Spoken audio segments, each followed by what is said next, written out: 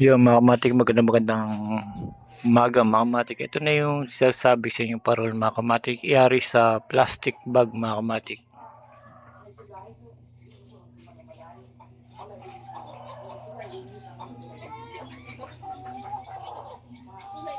Yan mga kamatik, iyari sa plastic bag yan. Kung wala kayong pang cover, pwede naman plastic bag. O kaya naman kung wala mang plastic bag mga kamatik, pwede naman sa mga plastic bottle. Pwede ka gumawa ng parol do recyclable mga kamatik. Ito mga kamatik, plastic bag lang siya. Kailangan marunong kang magbagay ng kulay. Yung puti. Pati ilalim niya puti. Ang gitna niya blue para magandang tignan mga kamatik.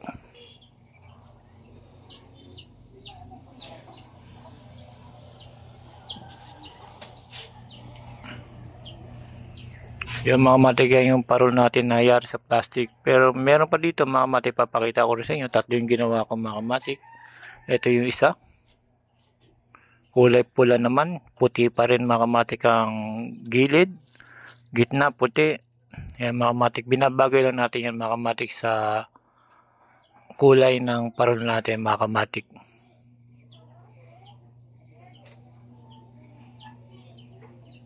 Yan mga kamatik, sa mga ganyang bagay mga kamatik, pagka natutunan mo paggawa ng parol mga kamatik, pwede i-business yan mga kamatik. Pagka natuto ka gumawa ng parol. Simple lang, kaya lang ano lang mga kamatik, marami siyang cheche boreche mga kamatik, pero kung magtsatsaga ka makakabuo ka rin ng parol mga kamatik.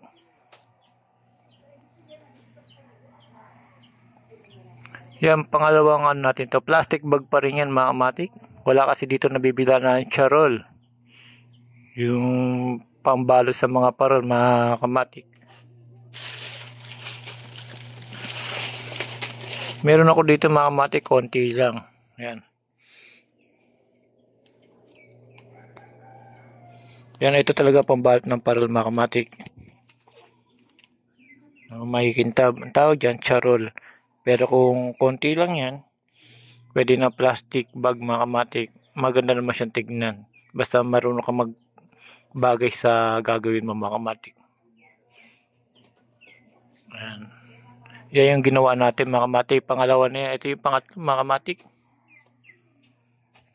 Ito walang green.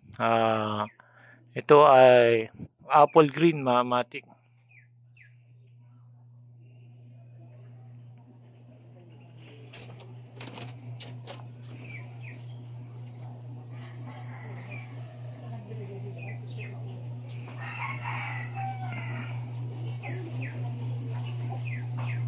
Yan, apple green yan mga kamatik. Ika nga sabi nila mga kamatik, mas maganda yung marami kang nalalaman kahit saan ka mapunta, alam mo at kung paano mo gawin mga kamatik.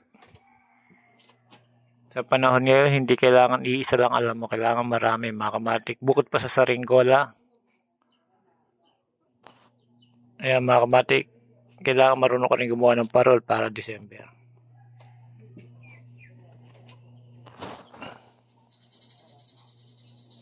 Sa ngayon mga kamatik, gagawa pa ako ng tatlo neto. Bali 6. Gagawa pa ako ng 2 puti, saka isang blue para mas maganda. Isasabi ko to sa entrance mga kamatik.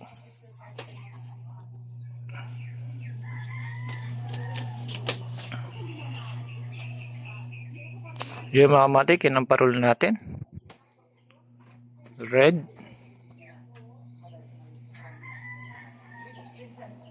Napakaganda mga kamatik pagkayari sa plastic. Yun naman blue.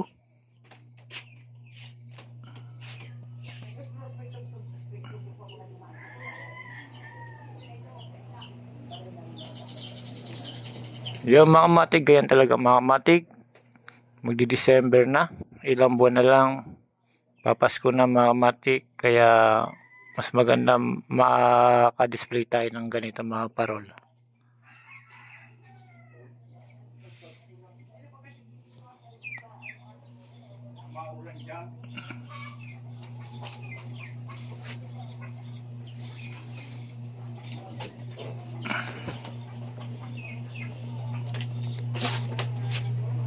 Yung mga matik, hanggang dito na lang mga matik. Salamat. Pinakita ko lang sa inyo yung ginawa kong parol na yari sa plastic bag.